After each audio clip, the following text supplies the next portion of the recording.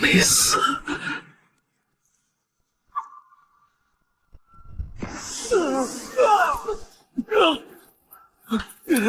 少爷，走！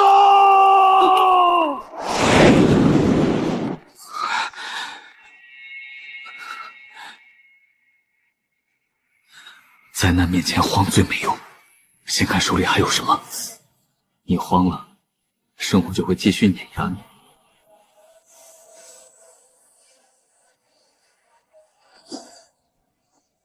不够快，血还在往外泄，心跳正在逐渐变慢，不是好兆头。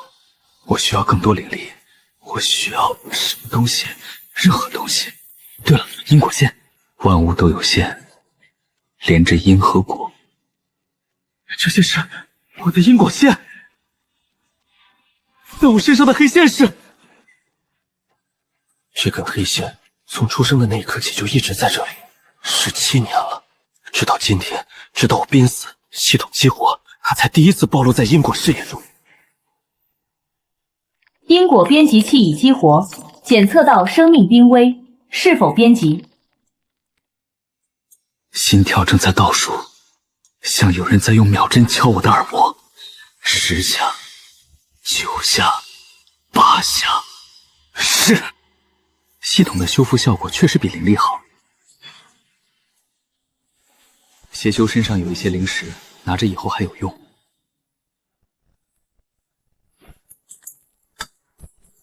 因果系统现在什么情况？外部因果探查，来源未知。路遥谢过3之时，你的因果我记下了。10个筑基期以上的邪修，对上一个炼气5层，断了肋骨，刚用光了所有因果值的穿越者，兴许只有一个。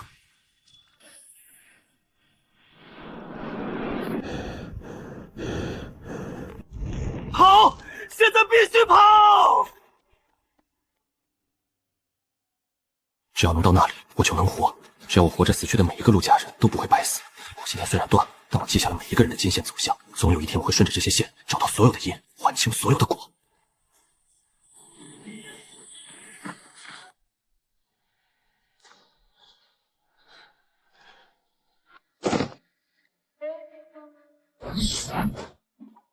师兄，这人浑身是血，看到了，搜他身上，陆家的族徽，北域陆家陆遥，求见宗主。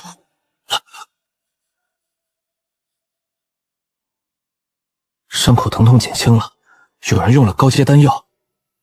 醒了，眼睛变成金色了，先天神通，还是后天觉醒？不知道，不知道就不知道。你的道基我看过了，不是普通的道基，是因果道基。灵气在你体内运行的时候，会自动沿着因果线的最优路径走。这种事，我活了3000年，只见过一个人。谁？他已经死了。很多年前，你身上还有一根线，黑的，从心口往下扎，我看不到尽头。你是陆家送来的弟子，按照规矩，入宗需要考核，但你的护送队在路上被邪修截杀，考核已经不重要了。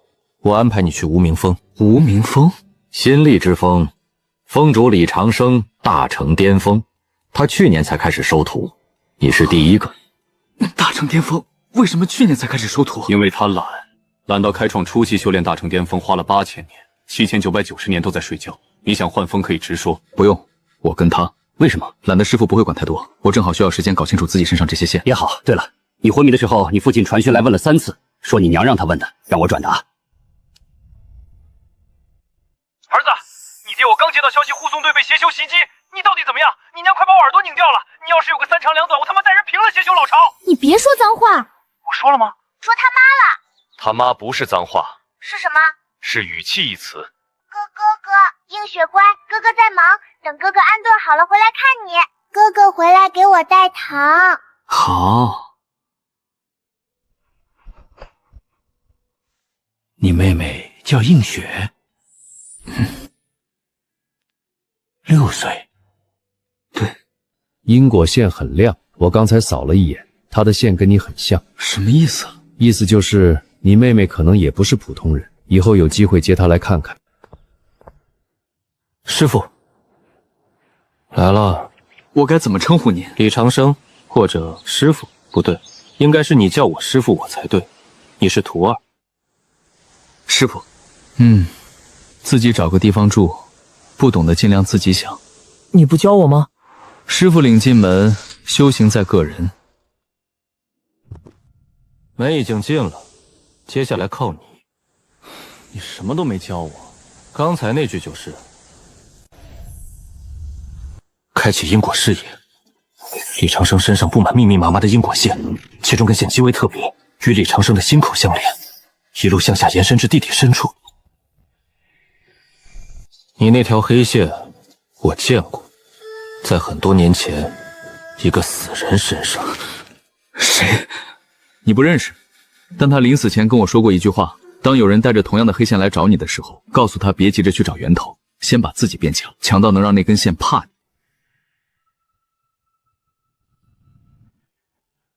好了，教学结束，去做饭。做饭？你是徒弟，徒弟给师傅做饭是天经地义的。你爹没告诉过你吗？没有。那你现在知道了。厨房在小屋后面，材料自己去山上打。别打白鹤，那是我养的；别打池子里的鱼，也是我养的；别打山脚下的灵蛇，那蛇是给你梳理水院的，吃了就没了。那我能打什么？野猪，山腰上有一窝，打回来做成红烧排骨。你妹妹不是喜欢吃糖吗？告诉她排骨比糖好吃。吴明峰挺好的，山魈上那窝野猪大概从来没遇到过会开因果视野的猎人。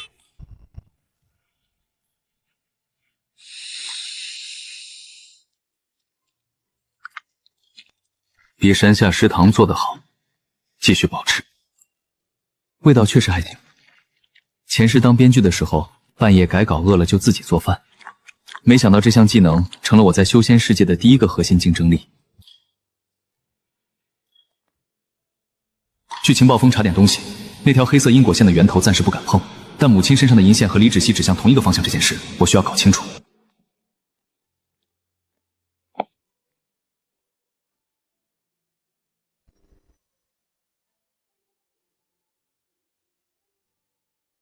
你的线为什么是黑的？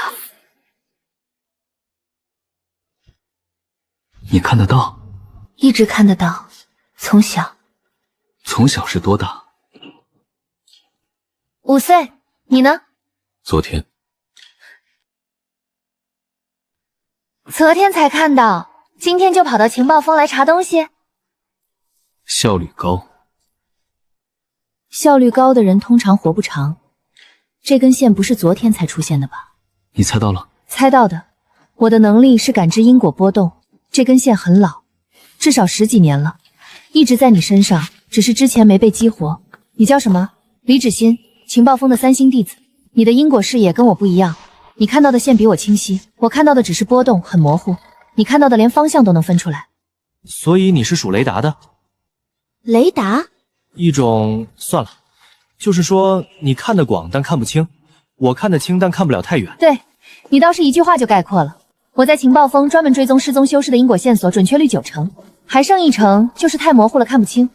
情报峰还有其他人能看到吗？一个都没有，全宗就3个人。我秦洛风他是天命之子，线跟你一样不正常，还有一个李长生。你怎么知道？我师父。吴明峰的。对。那你知不知道他的因果线里有一根是别人的，从心口传过来的，是个女人。看到了，已经死了。他没死，我感知得到那根线还在波动，很微弱，在很远的地方，不是天元界。命运之心。你知道那个地方？不知道，但师父那根线指向的就是地底深处，跟你说的同一个方向。那就没错了，你师父也在等一个人。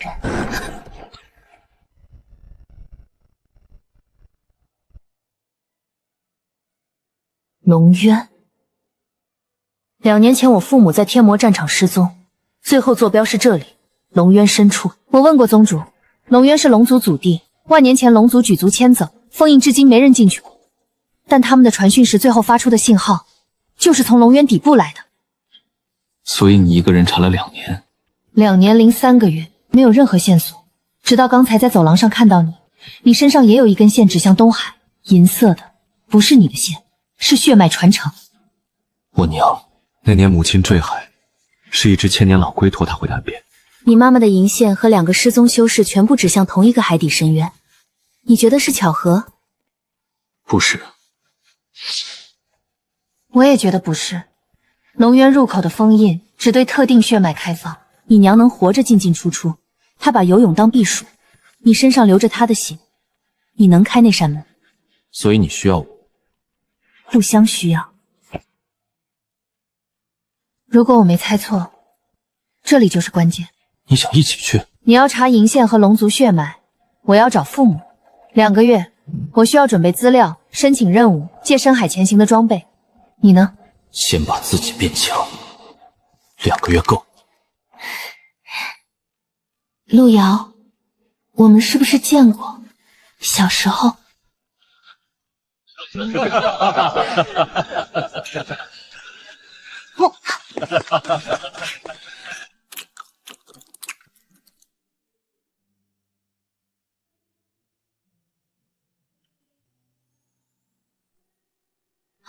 你眼睛为什么是金色的？你也是，你现在就是。我看不到自己的。我看得到，你的线好多，像蜘蛛网。什么线？你不知道吗？一条一条的，金色的，从每个人身上伸出来。那个胖子身上最多，那个瘦高个几乎看不到。你最少有200条。你吃吗？什么口味的？桂花。好。臭小子跑到这里来了。咦，这不是老李家闺女吗？你记得？我以为只有我记得。那个是我第一次看到金童，没想到你也看到了。我看到的不只是你的眼睛，你小时候身上的金线特别多，比任何人的都多。我当时不知道那是什么，但我觉得这个人一定很重要，所以才会被那么多线连着。来了，帮我拿着，2个月后我来找你。这段时间把自己变强，龙渊不是你能靠运气活着出来的地方。好。对了，那根黑线，不要一个人去碰。我不知道那条线的尽头是什么，但肯定比龙渊深，比天魔远，比你能想象的任何东西都危险。我知道，知道就好。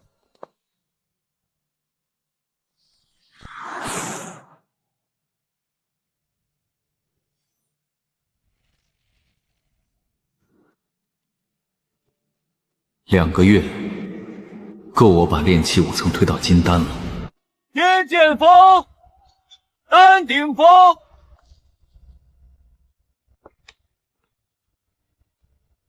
啊！别过去！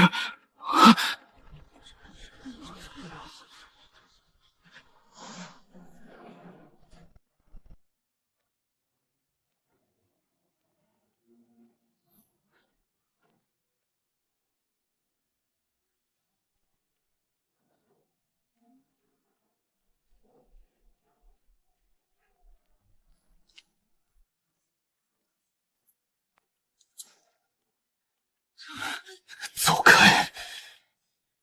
你姓叶？叶星宇。你是谁？无名峰的路遥。没听过，新峰刚成立，我是第1个弟子。我不需要朋友，不需要师兄弟，不需要任何人的怜悯。走开！我不是来怜悯你的，我也不是来找朋友，我是来告诉你，你身上有2根线，金色的，从心口延伸出去，已经断了，但断掉的那一头还在你身上，很细，没消失。那是什么？你父母，他们死之前最后想的还是你，所以在那一瞬间产生的因果线，人死了，线还在，只要你还活着，这2根线就不会断。你怎么知道？我能看到因果线，金色的代表羁绊，红色的代表恨。你这5年靠着恨活下来的，恨那些杀了你父母的人，恨自己没有能力阻止，恨这个世界为什么偏偏是你天生魔体。恨够了，但你不能只靠恨活着。为什么不能？因为那2根金线不是恨，他们最后想的是你，不是替我报仇，是活下去。如果你只用恨来活，他们的金线你永远感觉不到。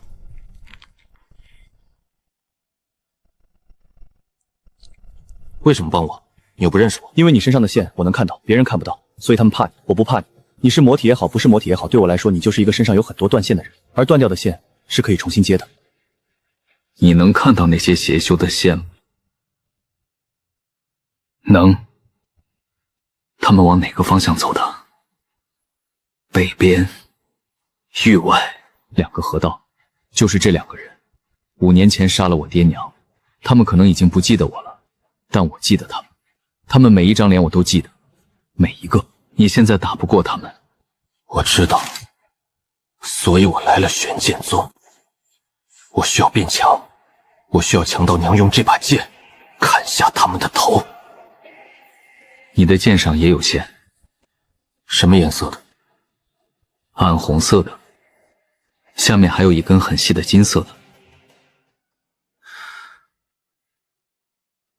甜的，恨太苦了，偶尔吃块甜的。路遥，这2个河道，他们已经快追到玄剑宗外围了，3天之内会到。我能感觉到魔体的气息在吸引他们。3天，够不够？够什么？够你帮我杀一个，我欠你一条命。先回去，你身上还有东西要处理，红色的线太多，会干扰你判断。我帮你理一理。理完之后呢？理完之后，3天，一起等他们来。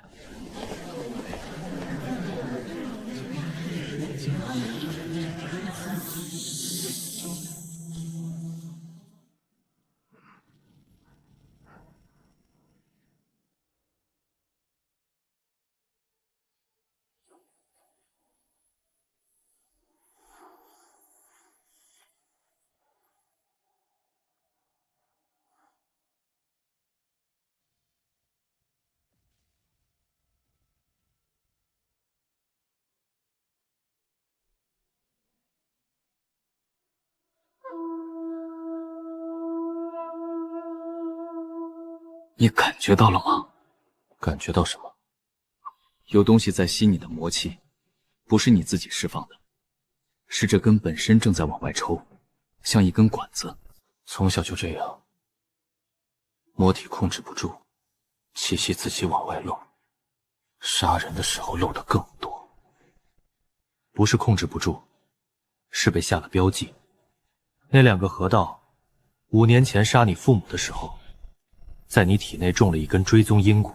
只要你的魔气外溢超过一定云值，他们就能感知到你的位置。你能解？不能解，解了会惊动他们河道级别的追踪因果，动了就等于安门铃。但我可以换一种解法，不是砍断线，是把线的触发值调高，调到你的魔气哪怕外溢到金丹级别，他们也感觉不到。代价是什么？我的因果值一次编辑抽500，上次在荒野用了一次，还剩不到1000。改这种河道级别的因果，可能又要再花好几百。改完之后，我大概剩个零头。我不是问你的代价，我问的是这件事的连锁反应。你说过编辑因果会产生波动，对，波动会让他们知道有人动了线，虽然不知道是谁在哪儿，但他们会加速来找。所以改完之后，他们就会来，比之前更快。72小时之内，改还是不改？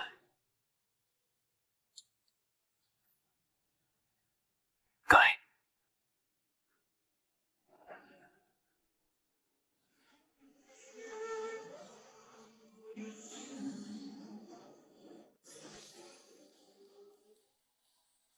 不往外漏了。暂时，他们感觉到了，感觉到了，连锁波动已经传出去了。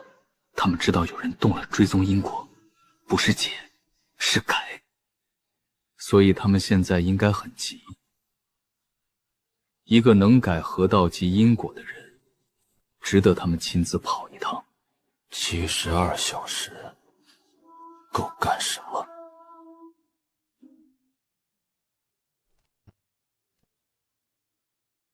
够我们准备接着，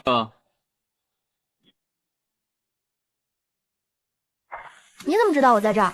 你的因果线，金色的，在墙后面亮了半天了。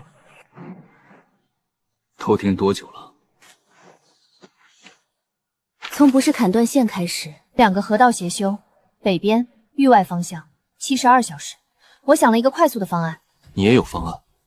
我是情报峰3星弟子，专攻因果追踪。在你蹲在无名峰切野猪的时候，我已经把北域的地形图全部调出来了。这片是地势最平的唯一的合围点。如果他们从北边来，要进入玄剑宗外围，必须经过这里。我们在这里设伏。设伏？我们是金丹和筑基，对方是2个河道，所以不能只靠我们。你师父借不借？借什么？借他的剑气，1口，不要多的，够重伤1个河道。你怎么知道我师父有剑气？情报峰的档案里写了，3000年前他在北域一剑劈开了一座魔渊，那道剑气在裂谷里留了10年都没散。我是做情报的，全宗上下每个大层期的底细我都背过。你师父的档案有半柜子。我回去问问，不保证他会答应。他今天刚睡了2觉，现在应该在睡第3觉。我也有人可以拉。秦洛风，他身上那个命格，走到哪都带麻烦。如果我们把他安排在丘陵的外围单独放，他的命格应该能分散其中1个河道的注意力，能拖一会儿。拖多久？不知道。但他是天命之子，敌人会想抓他比想杀他更多。磨一磨，够我正面1对1。你正面1对1打河道？不是打，是拖到你们那边结束再来帮我。你哪来的信心能拖住1个河道？魔体打河道打不过，但我能挡一会儿。我不怕死，他怕死。怕死的人打架永远会犹豫，我不犹豫。那就定了。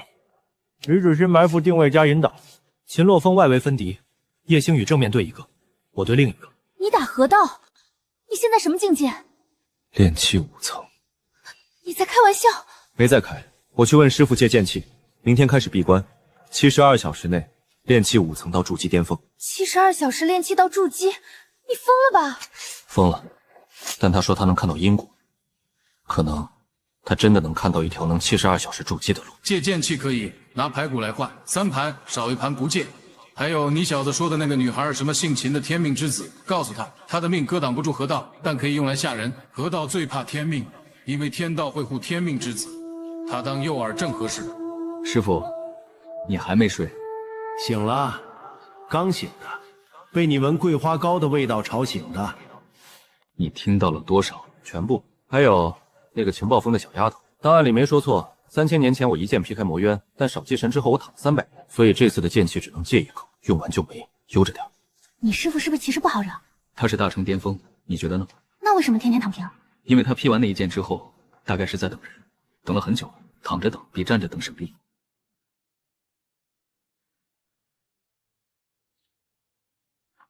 3个人，72小时，2个河道协修，够不够？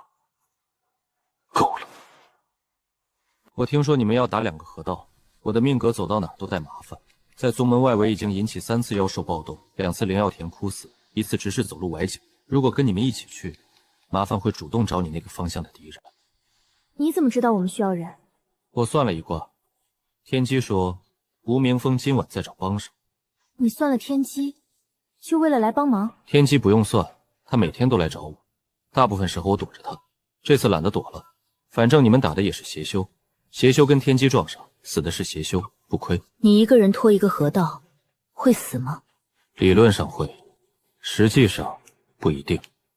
命格会保我不死，这是好处，坏处是它会连累所有靠得太近的人，所以你们别离我太近，300丈以内都会被我的命格波及。300丈是多远？3座山头，你能撑多久？不知道，命格不是定时器，它是被动的。敌人对我杀意越重，天道就会越多的维护我的因果。但如果他不杀我，只是想困住我，那我就撑不了太久。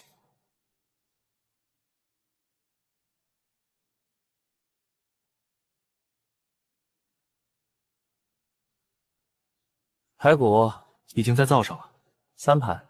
对，红烧的。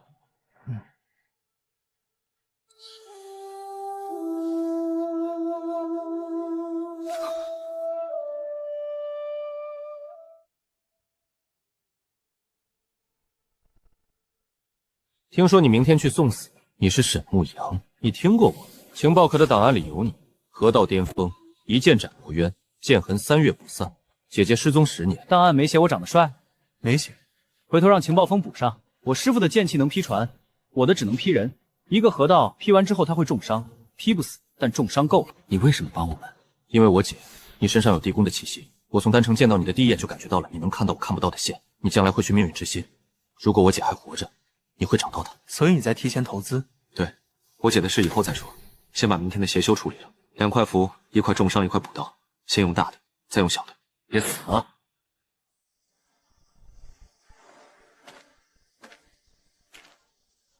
在想什么？在想我娘最后那个眼神，是她在笑，嘴角翘着，跟以前每次我犯错之后，她骂完我又舍不得打的时候一模一样。她最后想跟我说的不是报仇，是活下去。那你现在想怎样？活下去，然后报仇。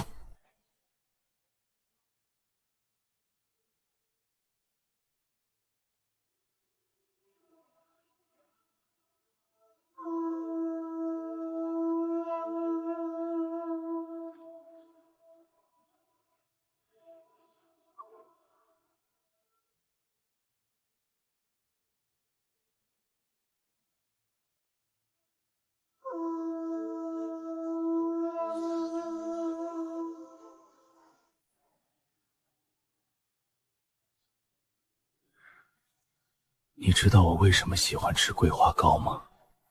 不知道。我娘做的，她生前最后做的一炉，我吃了5年，吃完了，以后再吃，就是你们给的。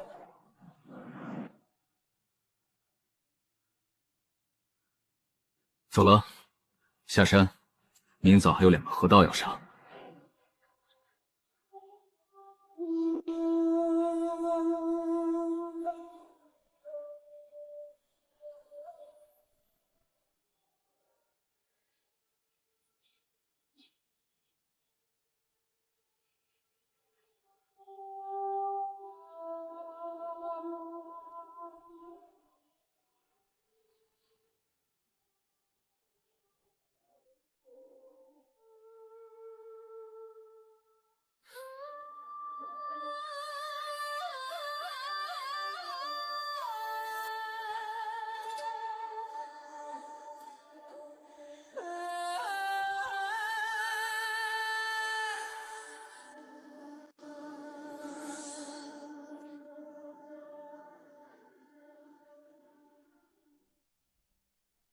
他现在在绕，他不是直着走，他想绕到你们背后。现在剑符，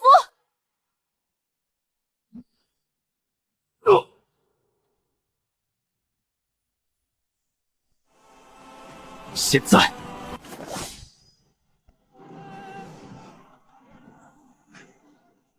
你那废物爹娘死前连求饶都不会。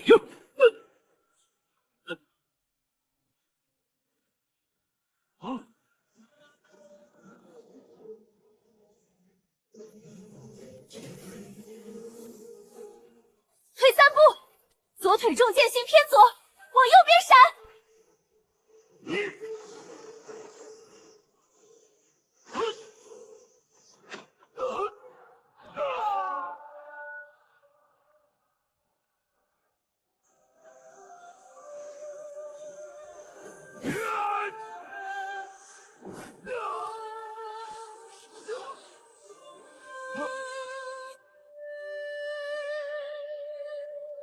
爹，娘。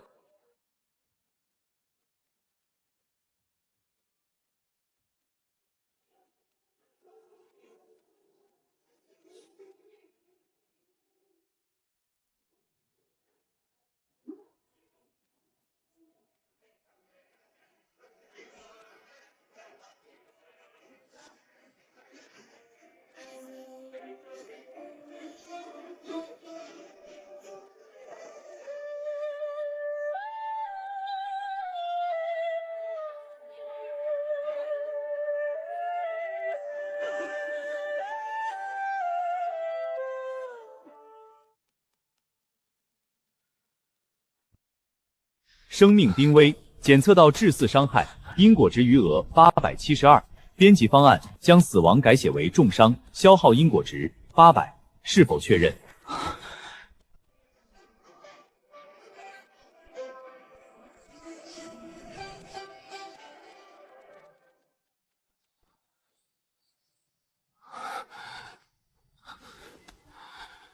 甜的，你父母看到这一剑了吗？看到了，他们说没说，做得很好。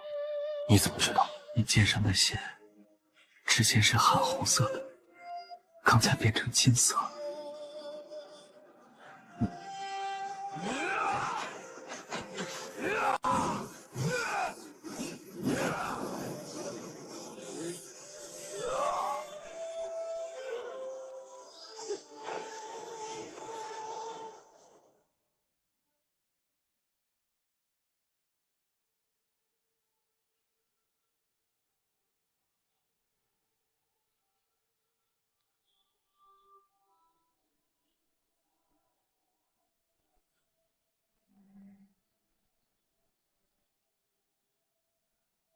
你们太狼狈了。以后，我的剑不是杀人的，是守护的。那桂花糕归你，不用还了。你在意那个？在意。一共给了你4块，你1块都没还。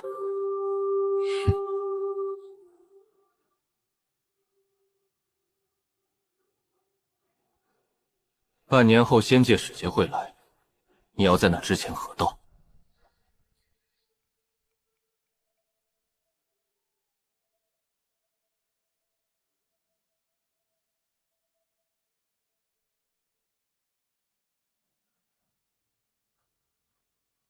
你不恨他了？恨，但没有东西可恨了。他死了，我可以恨，但剑已经是金色的，我不想把它再染红。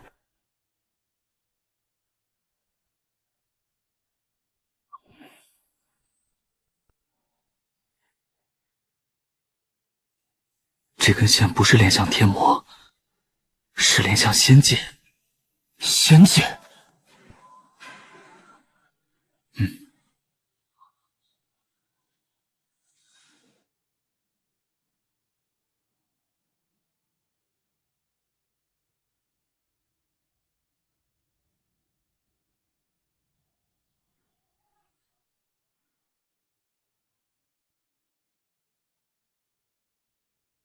查到了什么？叶家被屠不是偶然，5年前邪修袭击叶家不是随机事件，是仙界指使的。指使？仙界情报司在收集因果异常者，我想要魔体，但他们用邪修当道，屠了一个家族，把魔体激发出来，然后等魔体自然成长，长歪了就让邪修处理掉。你不是被邪修害死的父母，你是被仙界看上的武器。我父母在天魔战场失踪，也是仙界。你的因果感知和你爹娘当年一样，他们是探子，你是他们女儿，天生能感知因果波动。这个天赋，仙界如果想要收集因果异常者，不可能没注意到。所以我的父母可能不是失踪，是被仙界带走了。带走，或者我这8000年一直在等一个人，等不回来。她叫沈若水，沈牧阳的姐姐，不是你后来在档案里看到的沈若水。我认识的那个她，是初代锚点的最后一个守仙者。整个天元界除了上一代锚点之外，只有她和我能看到因果线。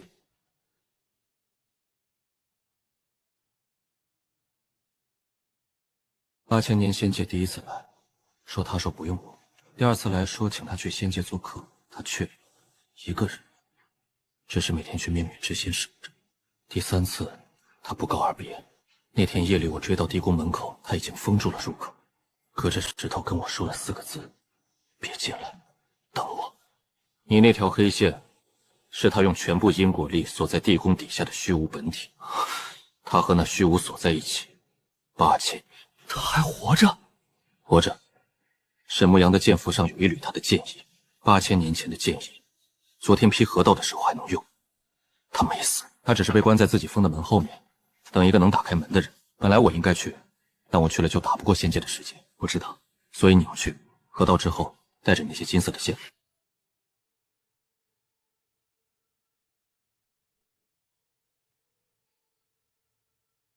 8000年来从未断过。他在命运之心附近还活着，我确定，但我现在没有能力去那里。半年之内，仙界会派使节来。上次来的时候，他们点名要了2个人，一个是古籍里记载的因果编辑者，一个是能感知因果波动的人。当年没有人，你们3个里有2个。等使节来的那天，他们会直接开口要你，不给就打。所以我们得在那之前去命运之心。不在那之前，你要河道，你只有半年。从天元有史最快的河道记录是9年7问毛神，你可以破掉他的记录。你的阴怪封，你去掉做修炼时间，把心口的黑线彻底封死，还是把他的封印打开？17年了，我对这根本身一无所知。但李长生等了8000年，半年。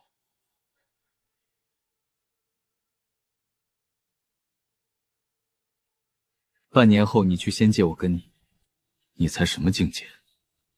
到那时不是金丹就是元婴。东海推迟，先去命运之心，然后河道。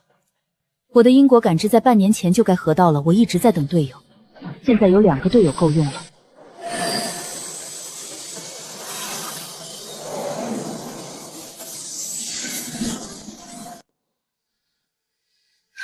快到了，前面有个至少1万年的老符印。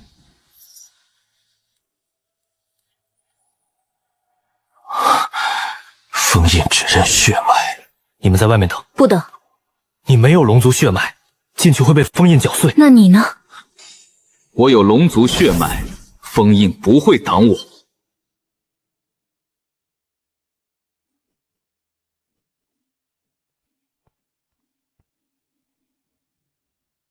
祖龙因果龙族共主之政，龙族非灭绝，乃举族迁往域外，留此碑等后人。若能成我祖龙因果者及龙族新主。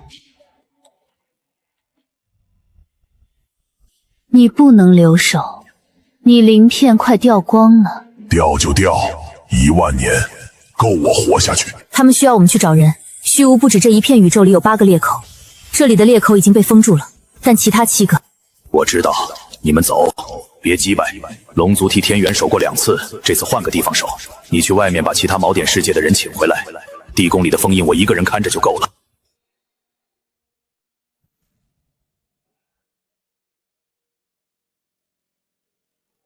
也有人来过，你是看门的。1万年前送他们上船，36艘星舟，最后走的那个是他。他上船之前跟我说锁门，等有人来，只要是祖龙因果选的人，就是我龙族新主。我说好，就把门锁了。他们去了哪儿？不知道，域外太大，10个锚点世界少9个，我们这边留了1个，那边再找7个。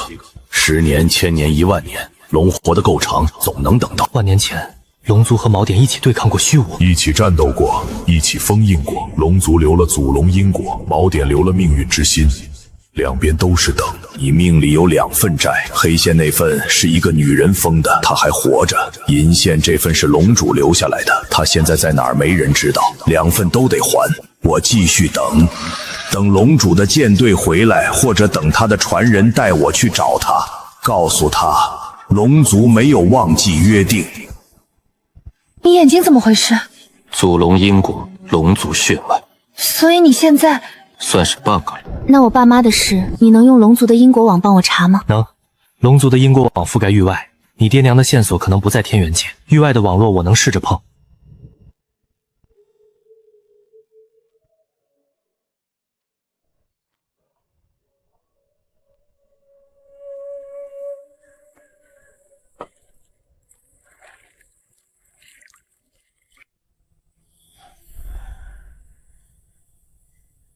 眼睛不错，能去做饭了。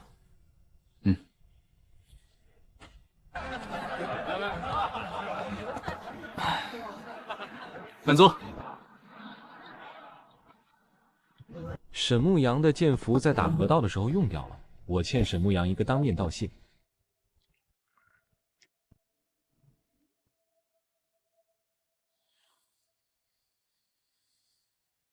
我姐的剑气昨天显形了，在你的左肩上残留了一缕。李长生的剑符是我姐8000年前留给他的，他把符给你，就等于把他在这世上仅剩的剑意也交给了你。我追了这道剑意10年，昨天在3岔口我感应到了，虽然只闪了一下。一姐长什么样？8000年没见过她了，最后一次是我7岁。那天晚上他来我房间，半夜我没睡着，白天被师傅罚站了3个时辰，腿还疼。他坐在床边，把我腿上的淤青揉开，他的手指是凉的。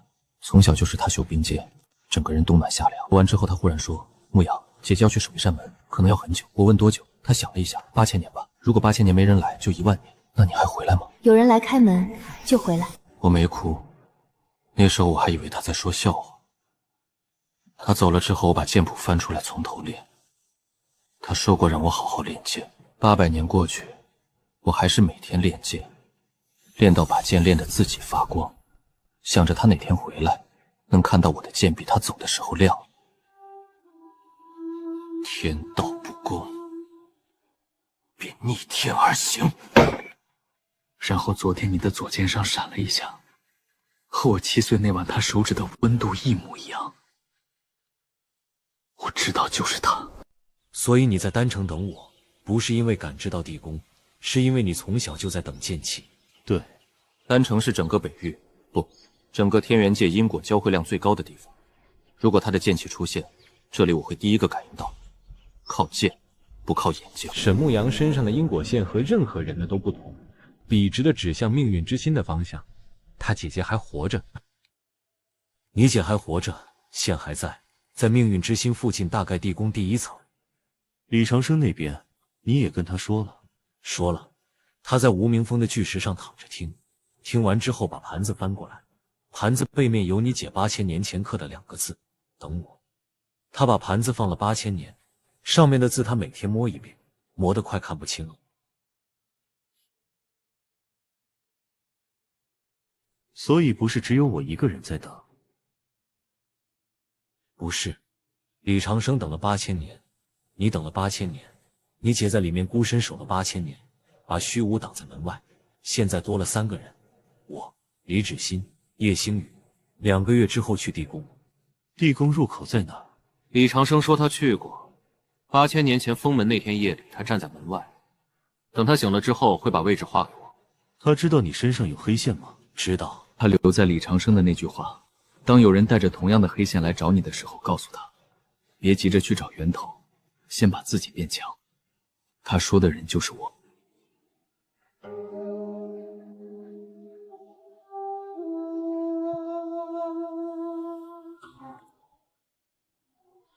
剑感知到了主人的方向，8000年来第一次没有隔着崩翼感知他，隔着路遥的伤口和残留的剑刃，竟得让剑出声。丹城到地宫的直线距离是半个北域，我飞过去需要3个月，但如果你2个月之内能合到，你的因果世界能撕开空间折跃。2个月我去准备。准备什么？我姐关在里面8000年，出来第一件事肯定是饿。我去包一整个酒馆的桂花糕。海购，东海龙雪花半价！你看那个芝麻，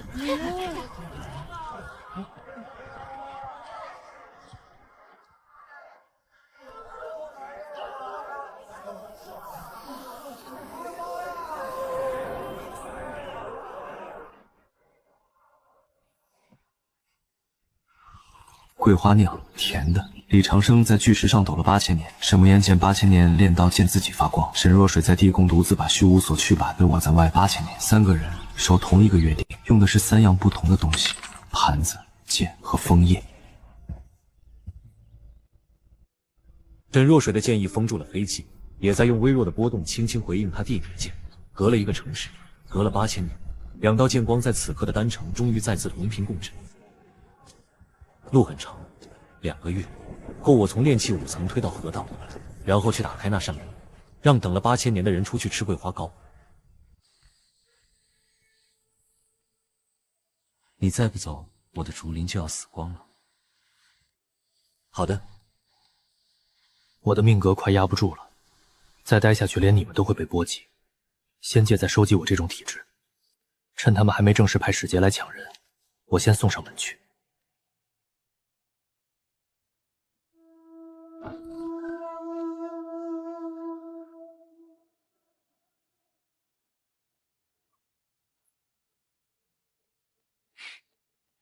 你打算怎么进去？炼丹师考核，仙界每年都在各域按招丹师，他们缺能炼高阶丹药的人。我的阴阳丹体是天生的，配上丹老的残魂指导，进去就是真传奇，没人会怀疑一个只会炼丹的天命天子。丹老还能撑多久？1年，运气好的话，1年半。1年半不够，够。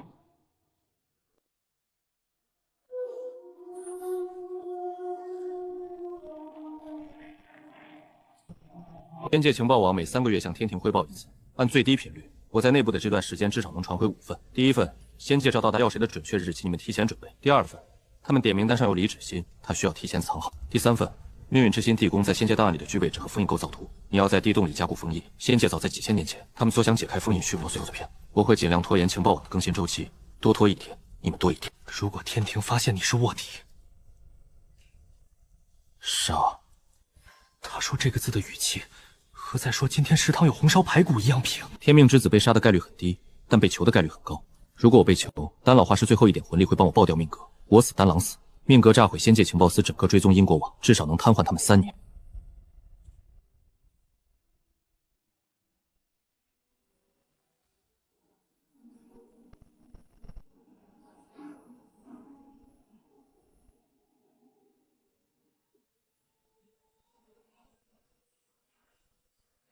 你身上的天命线太亮了，仙界情报司不需要因果视野，用最简单的方法就能锁定你的位置。你一进去就会被发现是卧底。我知道。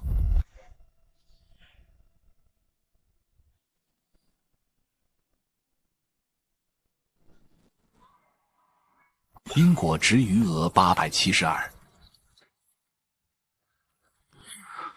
从外面看，光柱还在，天命还在，但只有仙界最强大的因果追溯术才能看透这层遮蔽下面已经不仅是天道保佑，还有天道允许这个孩子去仙界做他想做的事。如果仙界有人用大因果术查你，这层遮蔽会成3息，3息之内你死不了，3息之后靠你自己。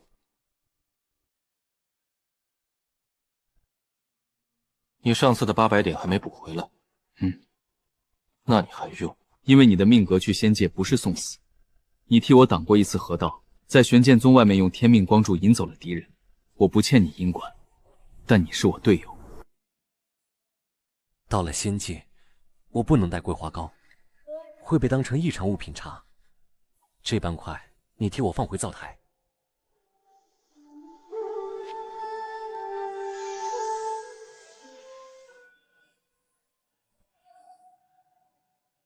这孩子7岁那年炼丹炸了炉，满脸黑灰的跑来问我：“师傅，我是不是不适合炼丹？”我说你适合，因为你炸完炉没有哭，别的孩子早哭了。他蹲下去把炸碎的炉渣一块一块捡起来拼回去，拼完跟我说：“师傅，炉子修好了，明天继续。”他这辈子最好的作品不是丹药，是他自己。麻烦你，等他回来的时候，灶台上给他留一块桂花糕，甜的，他从小就喜欢吃甜的。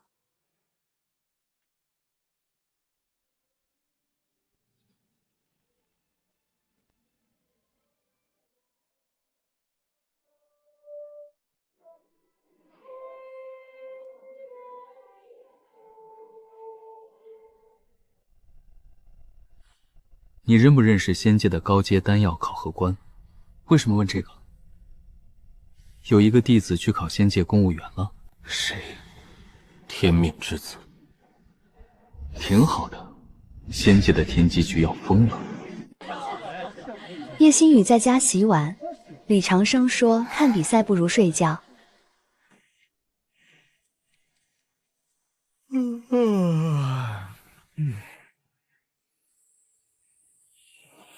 你确定？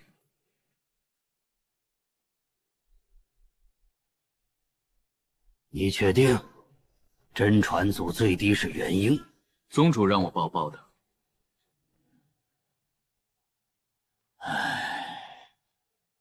行。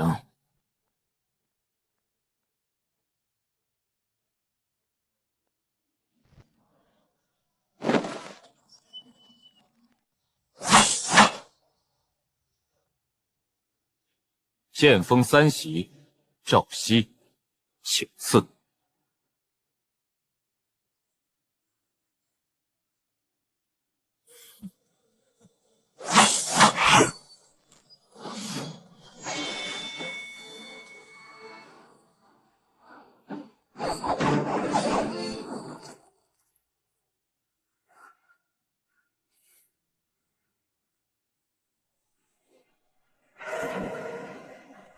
无名峰路遥生。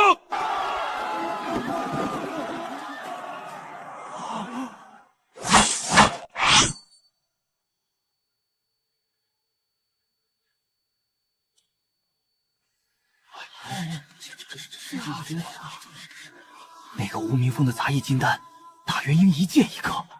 他2个月前还是炼气5层，宗主亲自给他报的名，修为栏写的是实际战力不详。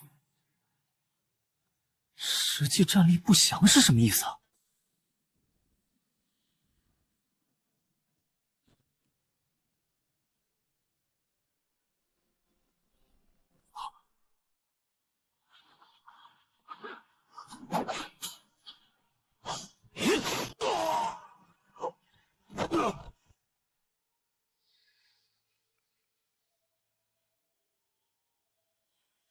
你是怪物吗？不是，我打你能看到你下一次出手。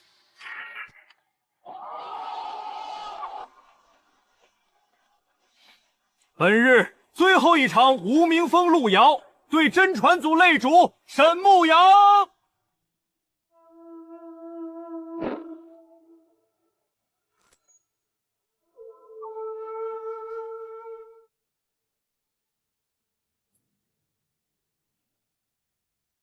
你这剑得换。没钱，用我的。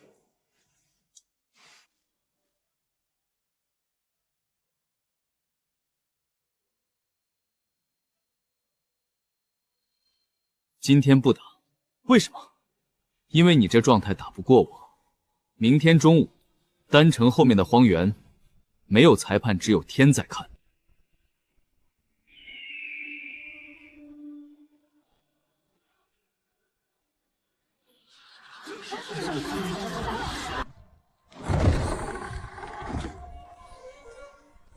这是沈牧阳的。借的。我记得他的剑是自己发光的。这把也是。明天真传决赛，你紧张吗？明天是去让一把剑认可我不是沈若水。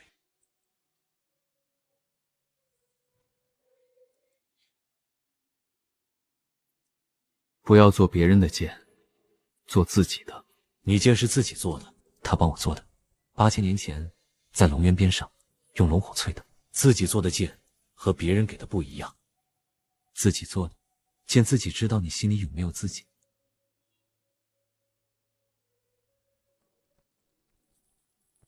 做剑这种事，可以等把这扇地宫的门打开了再说，让沈若水出来后亲手教他。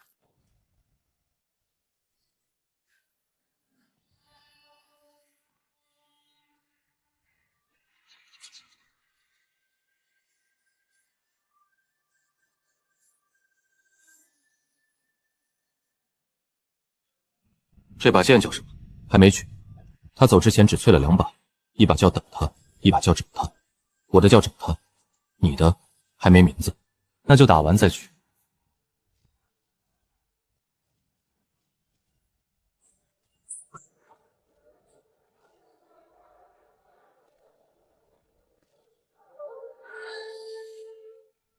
你还记得我姐8000年前淬这2把剑的时候说了什么吗？不知道。她说等我回来，用这2把剑对刨一次，火花会让天裂开，然后你就知道我在哪儿。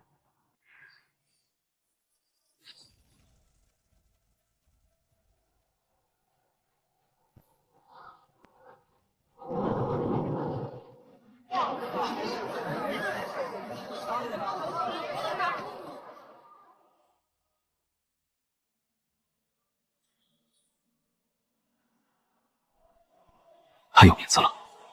什么？林渊，他和找他一起裂的天。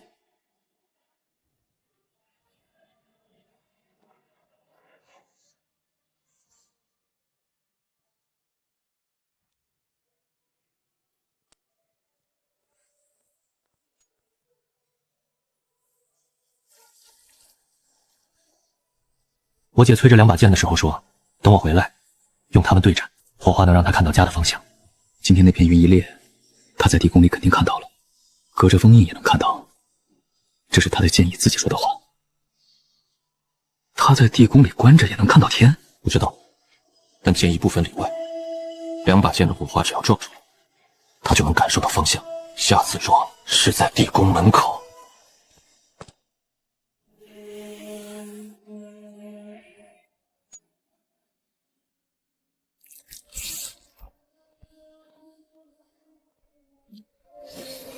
仙界方向，探查数很低，不是世界，是情报司的被动监视网。你的剑痕在仙界情报网上已经挂名了。今天的云裂就是他传来的，我等了8000年的回音。自己做的剑，剑自己知道，你心里有没有自己？明天开始，他要做一把自己的剑，先把地宫的门打开，然后把他的剑还给他。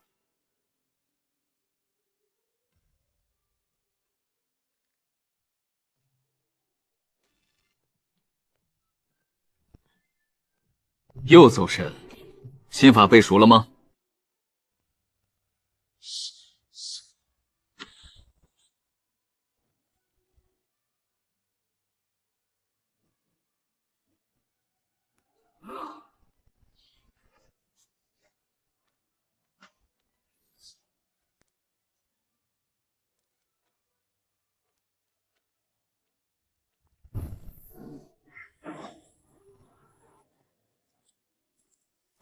师傅，枕头下面那幅画，是他吗？是他，沈若水，初代锚点的最后一个守心者，我是他的弟子。我7岁那年，在北域边境的一个小镇上被邪修追杀，我爹娘都死了。我躲在井底，他把邪修杀了，然后用冰剑把我从井底拖上来。他笑了一下，从那天起，我就是他的弟子。你叫什么？李长生。好名字。想不想跟你爹娘一样变成修士？修士能保护人吗？能。那我做。他教你什么？什么都教，剑法、修行、因果。那天下着大雪，他把手放在我眼睛上，我眼前突然全是金线，满天的雪每一片都连着因果，从云到地面，从他的指尖到我头，他把一半的因果事业传给我。从那之后，我的眼睛就是金色，不是天生，是他给的，给了8000年。他走的那天晚上，来过无名峰吗？8000年前这里还不叫无名峰，就是一片荒山。他在山顶站了很久，然后回头跟我说，等有一天来这儿的人能看到和你一样的金线，就把盘子给他看。他说话的时候背后背着2把剑，一把冰的，一把刚淬好还是烫的。冰剑给沈牧阳，烫剑那把后来淬成了你的灵渊，他用龙火淬了3天3夜。最后一天他说这把剑不是给我的，是给以后来的某个人。你觉得他还活着？活着。你肩上残留的剑意每天都在给他发讯号，和沈牧阳那道临渊的裂痕一样，剑意不会骗人。他在门后面，8000年滴水不漏的把虚无顶在门外。李长生虽是大成巅峰，沈若水留给他的因果线8年来持续团石寿元，如今仅剩不到2000年，激活锚点就能终止消耗，但需要3人合力种入因果汁，我们3人刚好可以做到。师傅，你也是锚点持有者，只是没激活。没有激活的锚点，寿命会被因果事业的传输慢慢消耗，你自己知道吗？知道，激活要3000年，我的寿命差一点，剩不到2000年。我可以补，用系统，所有的因果值我存到现在攒了不少，不够再去拍几个大场面。你补完我剩多少？你正常的大藤寿命可能是2万年，如果突破真仙，更长。那不急了，以前急着等他回来是因为怕没等到就死了，现在有2万年，够等到他。2万年里前1万年用来开门，后1万年用来吃我做的排骨。你那时候早就成仙了，谁还给师傅做饭？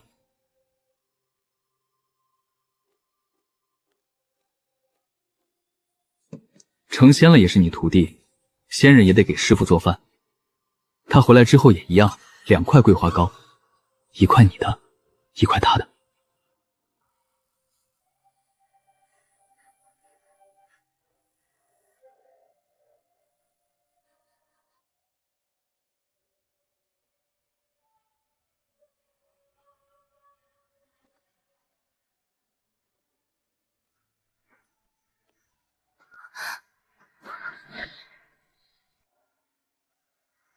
他就是沈若水。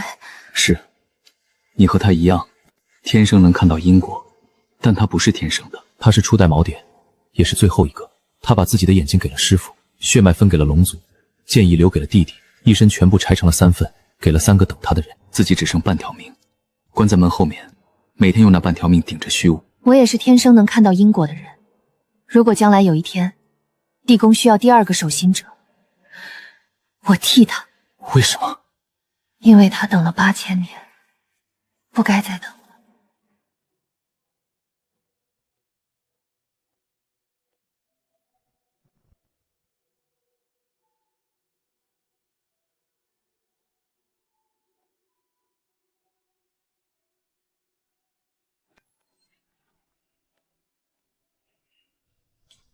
8000年的等待，像一根看不见的金线，从画像延伸出去，穿过无名峰的竹林，穿过北域的群山，穿过地宫的石门，一直连到穆克还在跳动的心脏，还差最后一步。河道。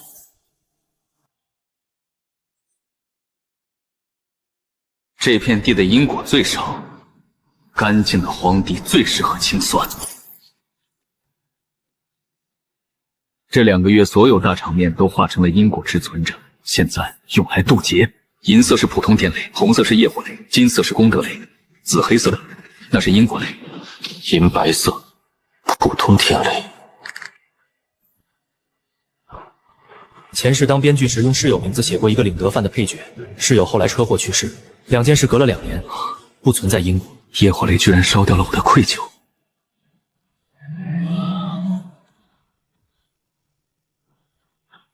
祖龙居然替我挡了天劫。金色功德雷，这不是惩罚，是作为2次用编辑替人挡伤的奖励。紫黑因果雷，是那2个被第1次编辑因果时无心中伤到的外门弟子，天道竟然替我还掉了这一笔。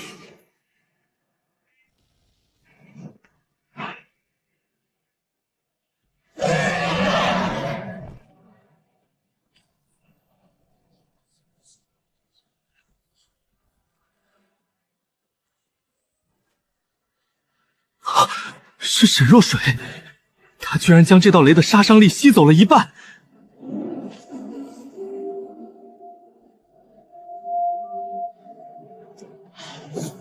当年没写完的结局，现在换我自己写。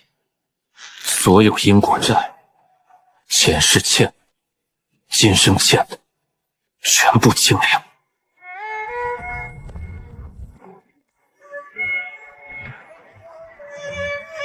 还完了，剩下的全是赚的。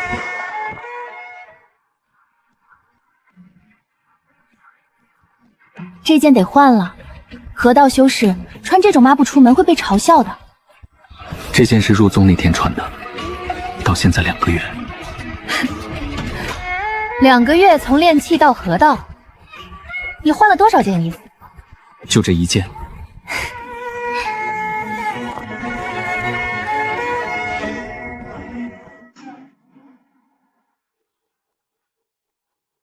殿下，仙界天庭情报司特使，求见玄剑宗宗主。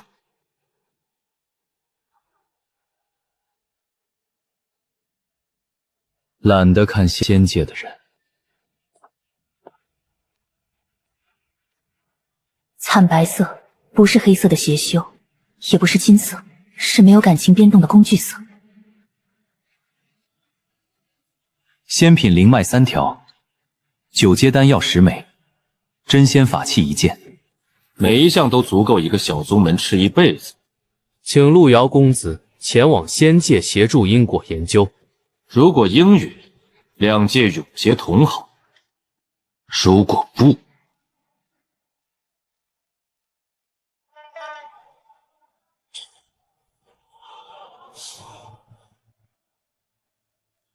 路遥是我师弟的徒弟，你拿灵脉来买我的师侄？你当我玄剑宗是什么？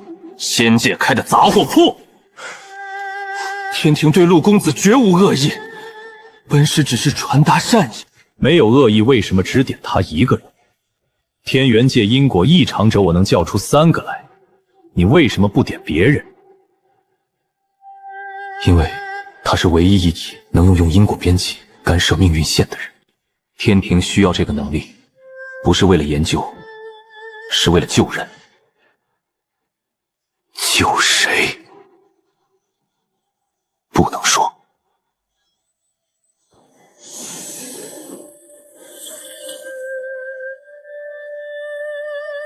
回去告诉天庭，路遥不是商品。如果仙界想救人，派一个能说出要救谁的人来，而不是带着一卷没写后果的威胁。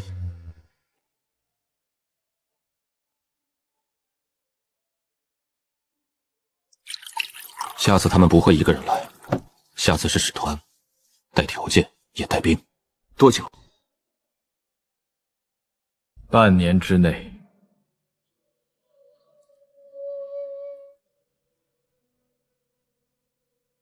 你不是第二目标，你是关键目标。没有你，他们打不开封印，抢到我也没用。所以他们真正想得到的是你。我知道。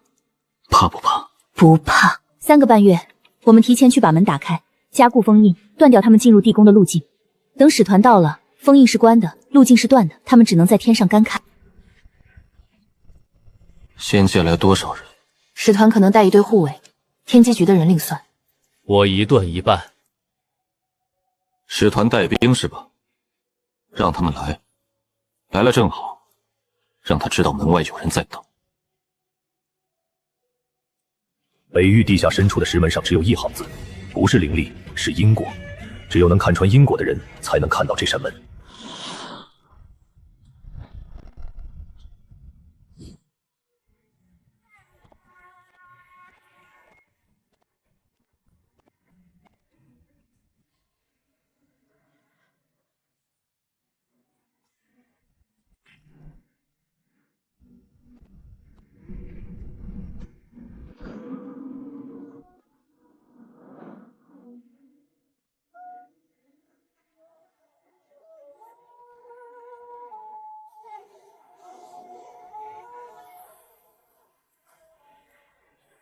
姐，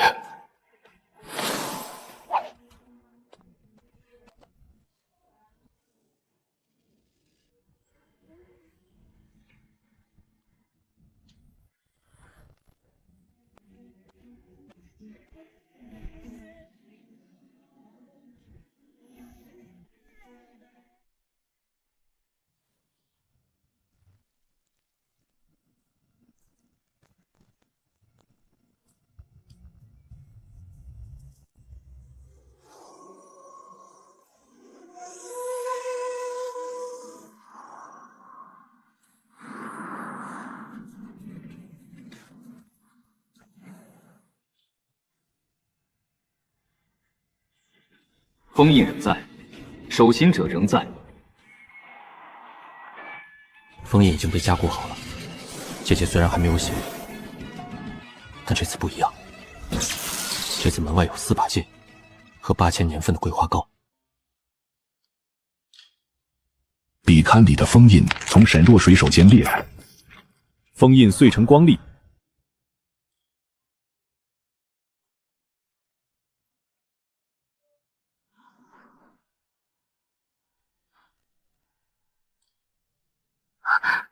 你的剑亮了，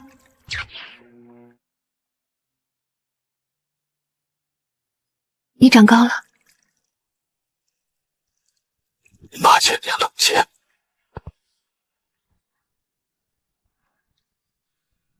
你老了，大成修士不会老，你看着老了。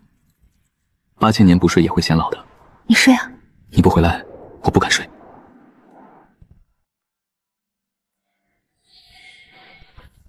你就是他选的人，那条黑线是我封的。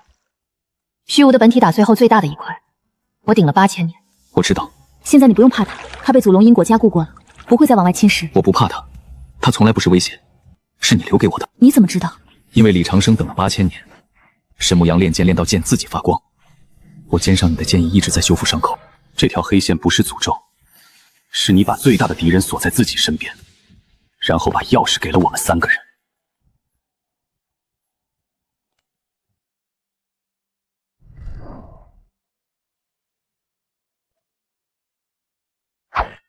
先回回去，桂花糕在灶台上，我林子包了一整个酒馆的。你一个人包一整个酒馆？你8000年没吃东西，那也不用一整个酒馆。用得着？我欠你8000年的饭。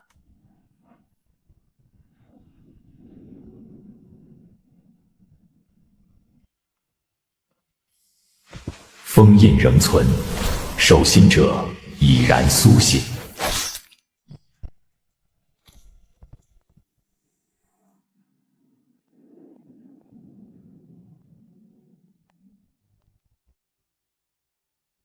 比我包的那一整个酒馆少得多。回来了真好。秦洛风的第2份加密情报到了。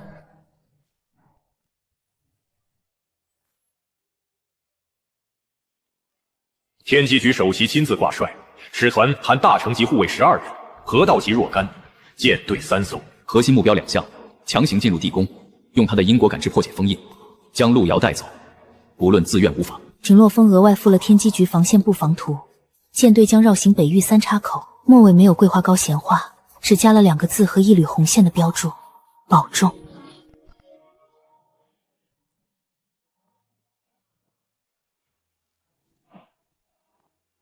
提问打开了防御阵。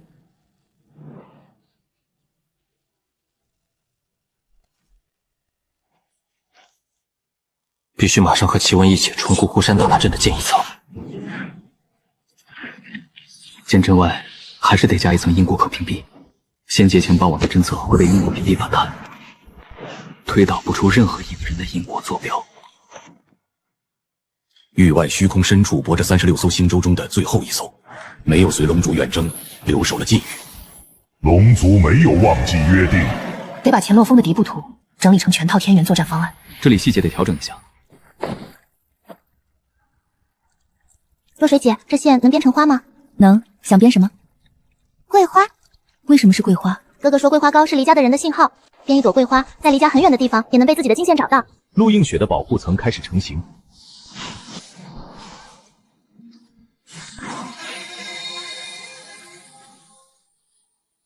这一仗打完，我陪你去东海，你爹娘的线索，龙族因果网覆盖域外后就能查到了。好，活下来才能去。我会。 3个月后，仙界将从同一个方向扣护，每道剑光都已出鞘，星火遍地，每一个人都醒着。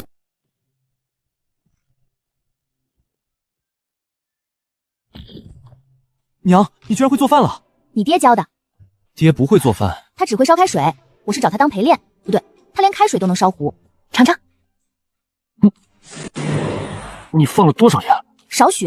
哪来的少许？食谱上写的少许。这次不是灵兽谷。 上次是意外，那次我把食谱拿反了。哼！发送失败。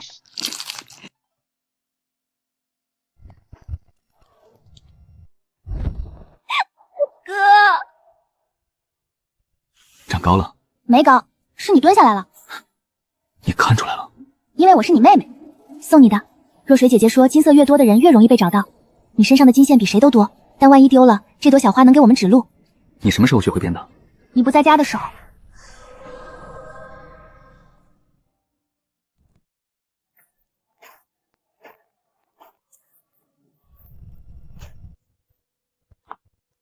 秦洛风不算，他欠我们一路，他会回来的。我知道，多做一盘等他。回来的路上吃。姐，打完仗把剑名改了吧，不叫找他了。 叫回来，找了1万年，找到就不用再找了。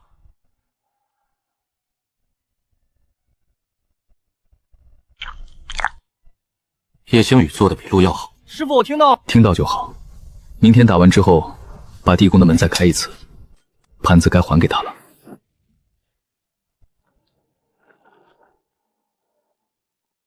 每一条金线同时在眼前展开。 父亲的金线挂着他没吃完的那串糖葫芦，母亲的金线银中带金，妹妹的金线编成了一朵桂花，叶星宇的金线连着桂花糕，沈牧阳和沈若水的金线交织映辉。盘子上等我变成了等到。李长生的金线停止了8000年来的慢性消耗，李芷欣父母的2根线还没有回来。这一仗打完，东海。好，你爹娘的线，我们一起找。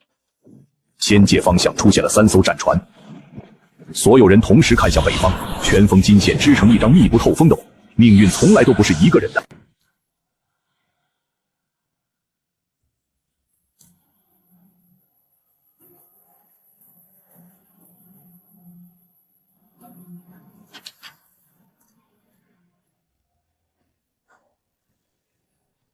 就是前面了，兄弟们随我冲锋！天机局修得成。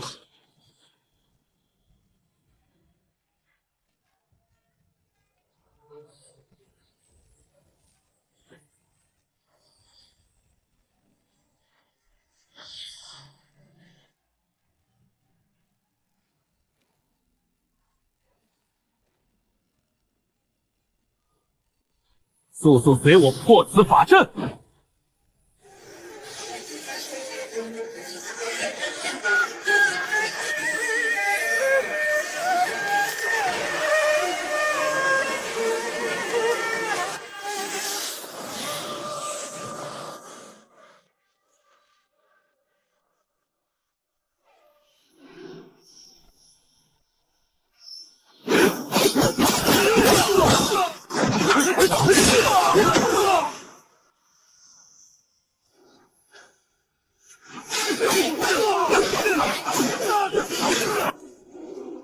左翼3号舰正在聚能，火力指向地宫方向。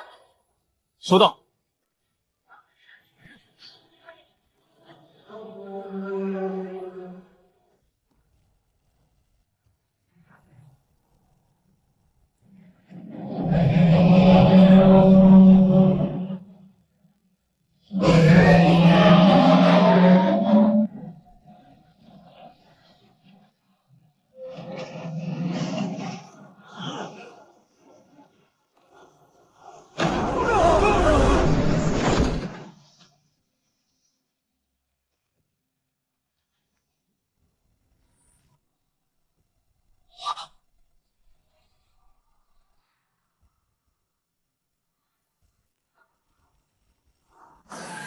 可恶，这是什么东西？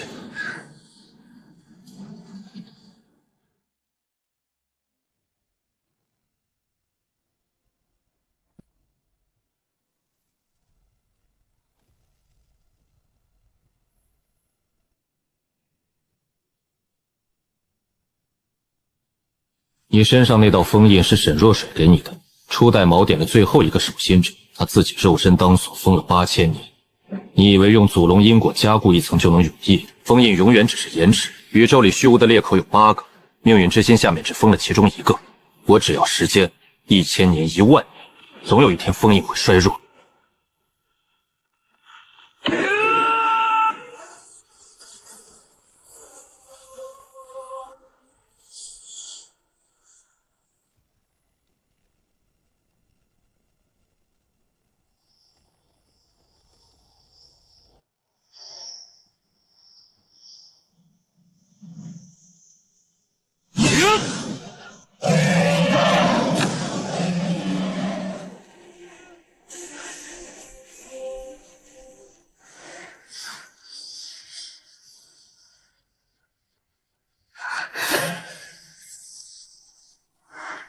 下一波还要用黑线绕进龙火后方。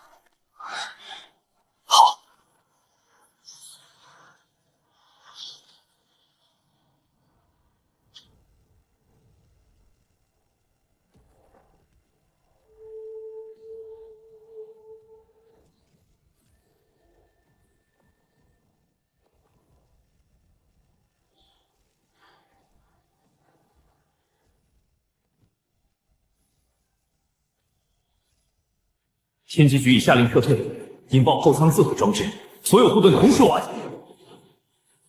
3、2、1。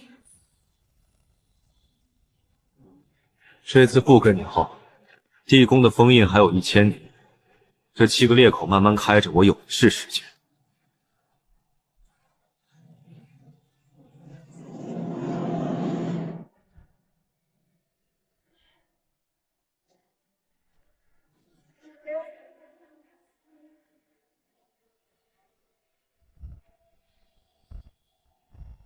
他说的那些裂口，7个。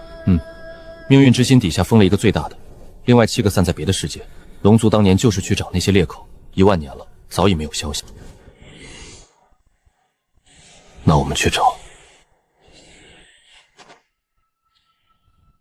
你还有爹娘的仇没报完，仇人都死光了，剩下的是保护活人。你说的对，1000年够我们找到7个人。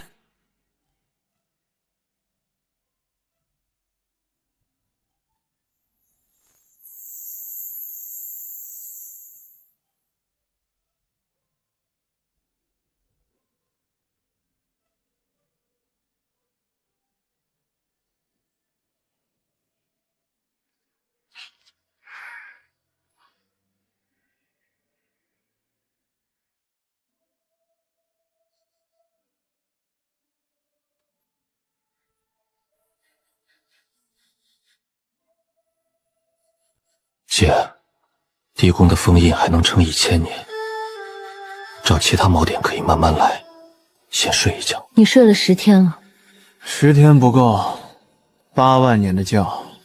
你又不是李长生。别拿我当标杆，我睡觉有正长理由。等的人回来了，可以安心了。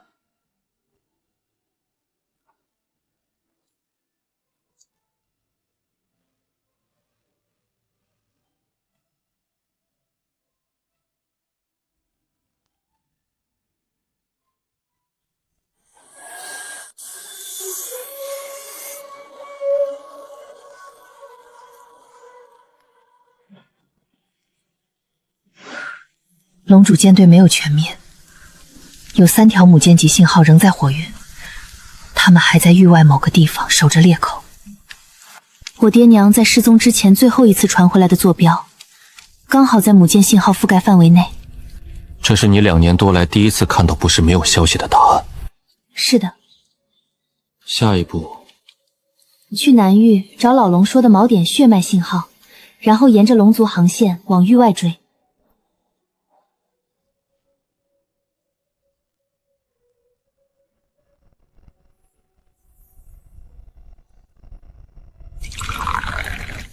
仙界退了，他们还会再来。下次来不是为了这般封印，是为了黑衣少年要的虚无7洞口。那我们也换，去找其他锚点。你有方向？龙族星洲。龙族去过的地方标了21个坐标，其中7个有锚点信号特征。龙主当年大概已经在逐一找了，第一批先去坐标最近的那一个南域腰部。老龙确认那边有一个锚点血脉信号。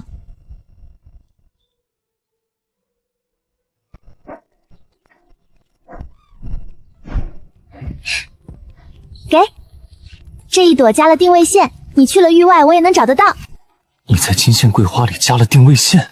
若水姐姐教的，她说金线边层超过3层就是定位级的啦。若水姐，她今年几岁？8124，不要4舍5让。差100年也很重要。唉，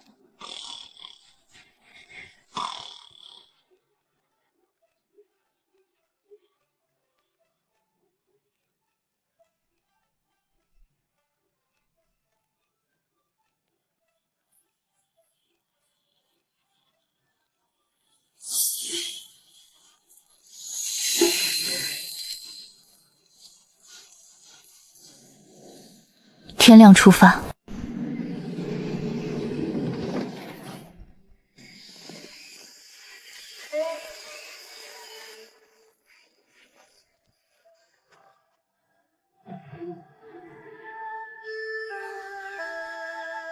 他说那边有人在等。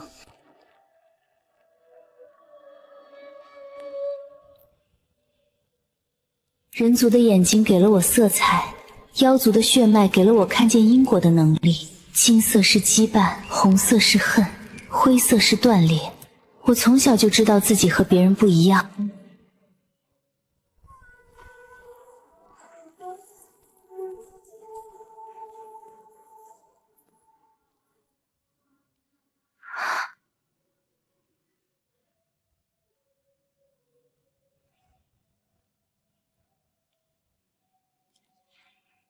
云，你的金线是什么颜色？金色，还有一点点红，是我娘走的时候留下的。你娘去哪儿了？域外，他也看得到。对，他说如果有一天有人能认出我画的这些线，就跟他们走。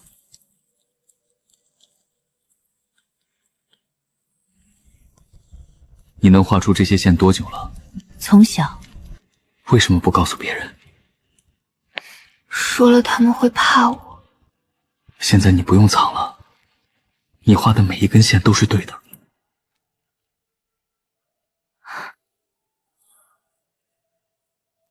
我叫陆遥，他叫李芷欣，是你血亲。我们的网要永固命运之心的封印，现在有5个，差你1个。加入之后我还要做什么？用你的画笔，你能画出所有人都看不到的因果网。好。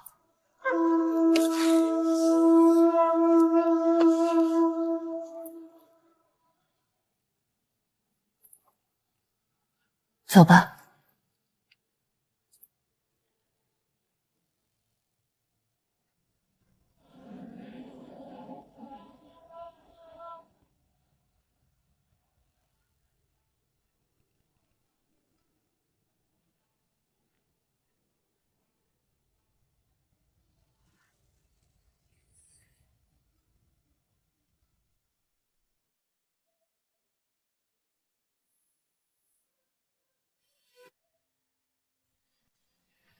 我画了一辈子的金线，从来都是单向的记录。我画云，云不回应。今天是第一次那些线在回应我，不是我一个人的独白，是对话。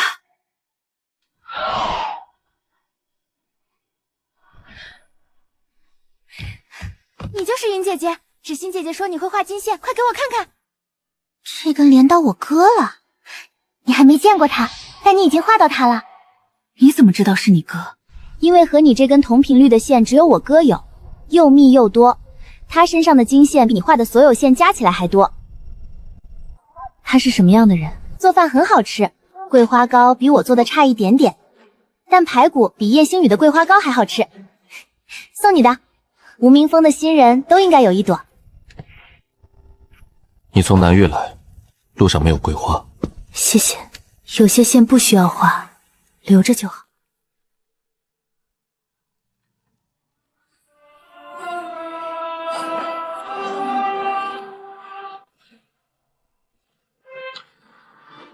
还剩5人。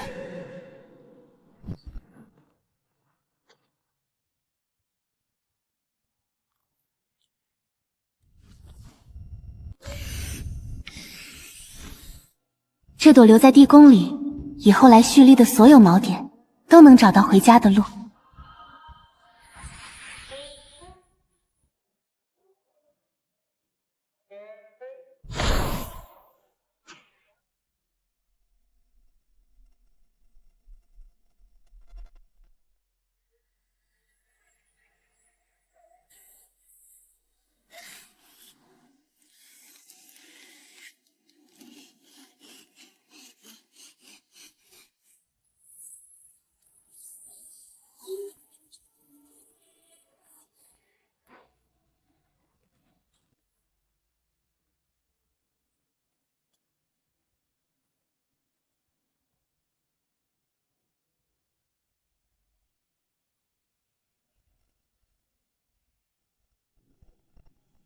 替吾有封此信，龙主。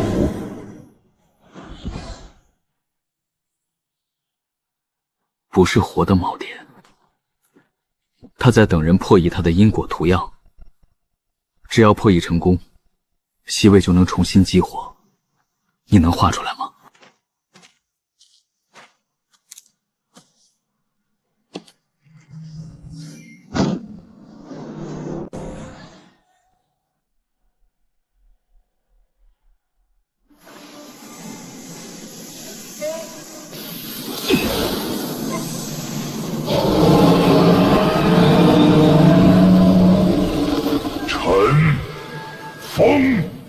替我告诉龙主，第7世界的锚点不会断。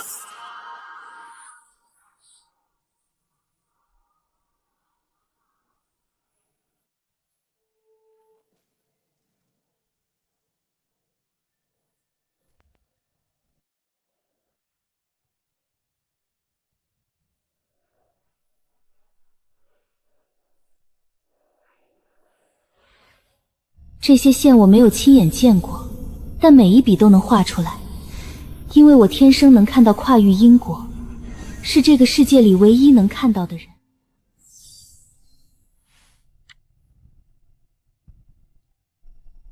我们来了，桂花糕管够。无名峰等你，发件人天元界无名峰路遥。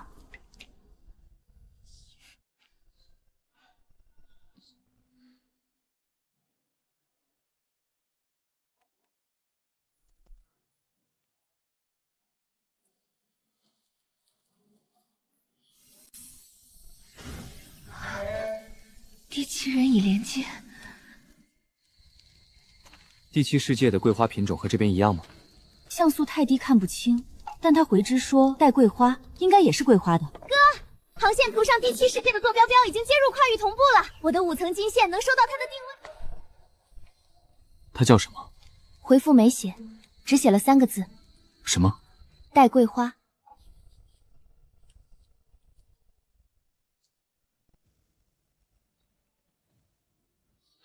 10000年前，龙主舰队远征途经这里，龙主将一枚晶石封存在此界，而我祖上是一位金线画师，龙主替我激活了锚点血脉，守在这里，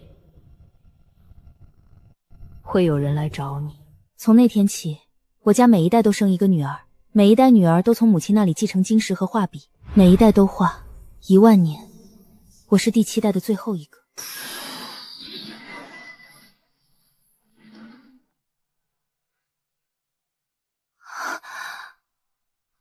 是人，是锚点持有者发出的主动跨域联系。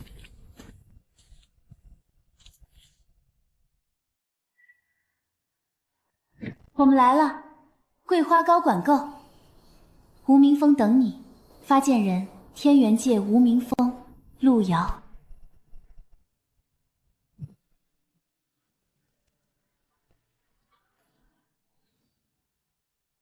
带桂花。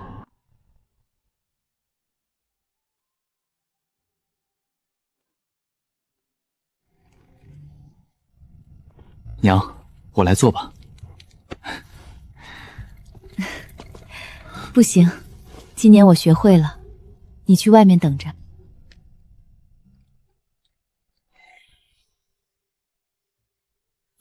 发送失败。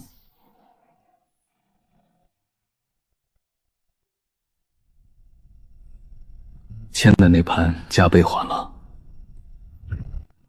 再多一盘给他留着。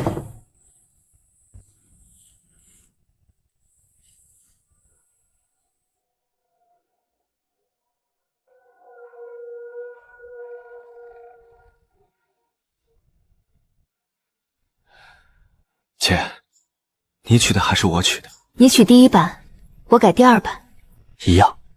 找了10000年，回来只要1瞬间。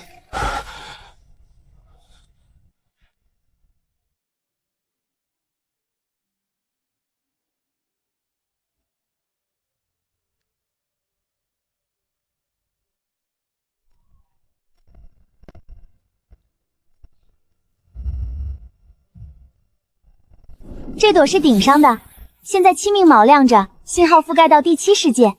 云姐姐，你的兽皮上以后收到跨域回之会亮得更快。第7世界的回屏收到了，那边有人等了10000年。什么？明年此事，航线图上会多个坐标，龙族母舰的位置已经缩小到3位数日航程。等过完年，去。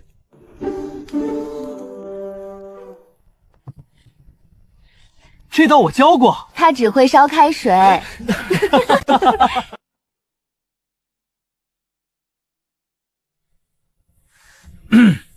无名峰新丰龟，每年过年路遥做饭，师傅不用洗碗。你从来不洗碗。所以封规才要改。你刚才说过了。重要的是说2遍。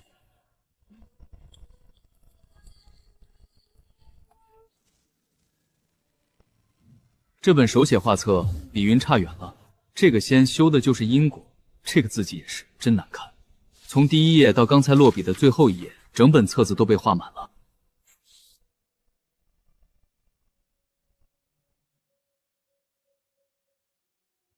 长君，你别再发了。北域陆家，陆瑶求见宗主。谢谢。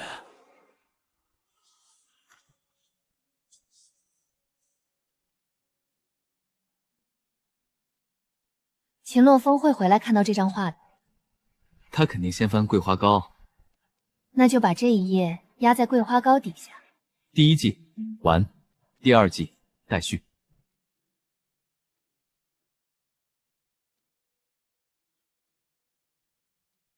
21个坐标划掉了7个，14个空白。龙族母舰的频段也越来越近了。对啊，你看，每一根的终端都有人在收信。那他们在干什么啊？叶星宇在厨房揉明天用的面。映雪麒麟鹤升空挂新5层灯。云正把跨域波动描上兽皮。沈牧阳看着靠在茅屋墙上的新剑鞘，反着灶火暖光。李长生依然躺平。沈若水刚刚添了一把柴。